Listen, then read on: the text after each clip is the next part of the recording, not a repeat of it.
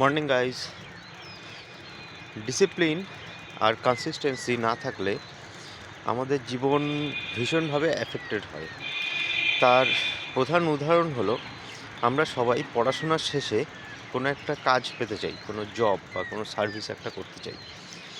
এবার তার জন্য স্ট্রাগল তো একটা আছেই, কিন্তু সেই স্ট্রাগল চলার সময় আমরা যেহেতু ডিসিপ্লিন আর কনসিস্টেন্সিতে ফোকাস করি না, যার জন্য কি হয়, এই জবটা পেয়ে যাওয়ার পরে বা কাজটা পেয়ে যাওয়ার পরে তখন আমাদের বিভিন্ন সমস্যার সম্মুখীন হতে হয়। প্রথম সমস্যা হলো, যেদিন থেকে আমরা জানতে পারি যে আজকে থেকে রোজ সকালবেলা উঠে আমাকে একটা নির্দিষ্ট সময়ের জন্য 8 ঘন্টা, 10 ঘন্টা, 12 ঘন্টার জন্য অমুক একটা জায়গায় যেতে হবে এবং সেখানে একটা বদ্ধ ঘরে বা একটা বদ্ধ জায়গায় আমাকে থাকতে হবে।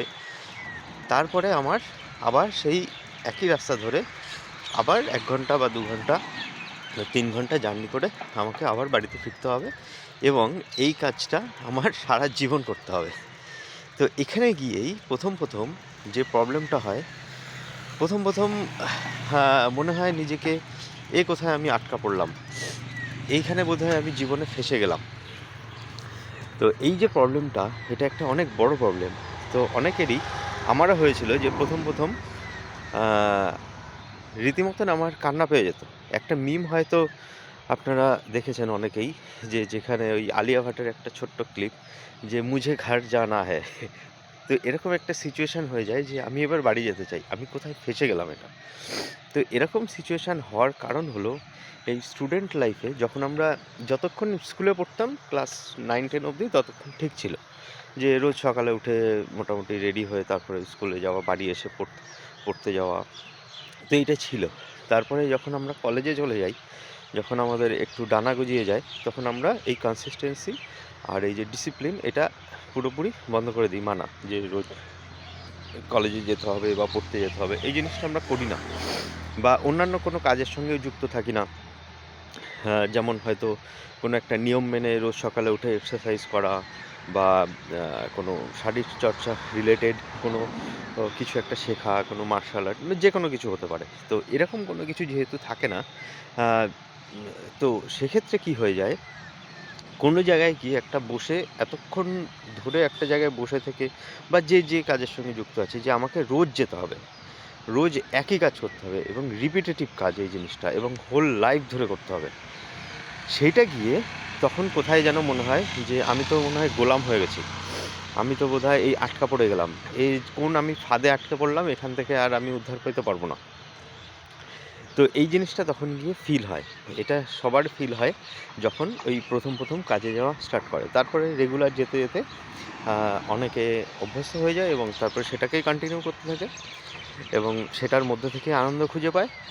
আর বেশিরভাগ কী হয়, তখন ছেড়ে ওখান থেকে চলে আসে, তখন মনে হয় যে এখান থেকে স্কেপ করে যাব, তারপর অন্য কিছু আমি করব। তারপরে সেটার জন্য অন্য একটা কিছু স্টার্ট করে, সেখানে গিয়েও দেখে যে এখানেও তো সেই একই কেস, একই রুটিন, তাহলে আমি এটাও ছেড়ে দিয়ে অন্য কিছু করি। তারপরে সে ওই পাখিরা যেমন এক ডাল থেকে আরেক ডালে বসে, আবার অমুক ডাল থেকে অমুক ডালে বসে, তো এরকম করেই তার জীবনটা কেটে যায়। সে তখন কোথাও ফিক্সড, স্থায়ীভাবে কোনো কিছু করতে পারে না। তো যতক্ষণ সে কোনো জায়গায় একটা স্থায়ী হয় না, সেখানে 4 বছর, 5 বছর, 6 বছর না কাটায়, ততক্ষণ সে কিন্তু ওই কনসিস্টেন্ট হতে পারে না, ডিসিপ্লিন হতে পারে। ডিসিপ্লিন এখানে ততটাও বেশি ম্যাটার করে না যতটা না কনসিস্টেন্সি, যে আমি ডিসিপ্লিন, ঠিক আছে? তো সেটা প্রত্যেকটা ছোট কাজের জন্য এটা ম্যাটার করে, প্রত্যেকটা ছোট কাজের জন্য।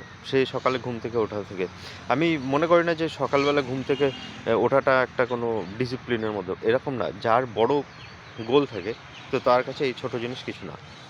ছোটো এক্সাম্পল হলো, একজন যদি বর্ডার সিকিউরিটি ফোর্সের কথা বলি, আর্মি যারা যে সোলজার রয়েছে, তাদের কাছে ভোরবেলা উঠে আমাকে এই রানিং করতে হবে, বা এটা তাদের কাছে ম্যাটার করে না, এটা ডিসিপ্লিন বা এরকম কিছু ম্যাটার করে না, ওটা অটোমেটিকই হবে, ওটা এমনিই করতে হবে। তার কাছে বড় প্রবলেম আছে, ঠিক আছে? তার কাছে বড় কোনো একটা ডিসিপ্লিন মেনটেন করতে হয়। তো একটা জাস্ট এক্সাম্পল দিলাম এটা। তো ওই সকালবেলা ওঠাটা বিশাল বড় ব্যাপার এমন কিছু না। যারা, নাহলে আমি ডিপ্রেসড, আমি সকালে উঠতে পারি না, ঠিক আছে, আমার তো লেট হয়ে যায়, আমার রাত্রে অনেক কাজ থাকে, কি দুনিয়া উদ্ধার করে তারাই জানে কি কাজ থাকে। তো ওই যে সকালে উঠতে পারি না, কারণ তার কাছে বড় কোনো গোল নেই। তার কাছে সকালে ওঠাটা একটা বিশাল বড় কাজ, ঠিক আছে? তো তার কাছে যেহেতু বড় কোনো গোল নেই, বড় কোনো প্রবলেম নেই। আরেকটা যে জিনিস, সেই জিনিসটা হলো যে প্রবলেম। আমরা সবসময় প্রবলেমের থেকে বাঁচতে চাই। এটা আমারও থট ছিল।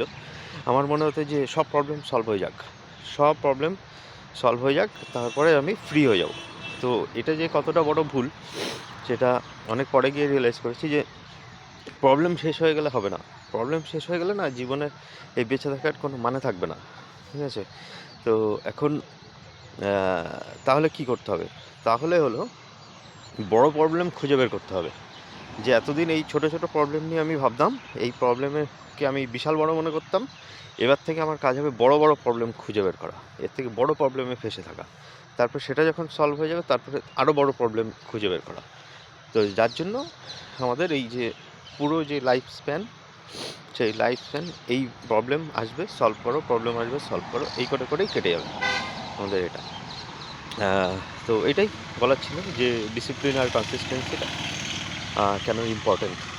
তো স্টুডেন্ট লাইফে এটা খুবই মেনে চলা উচিত, যেটা আমাদের স্কুল থেকে অতটা বেশি জোর দেয় না।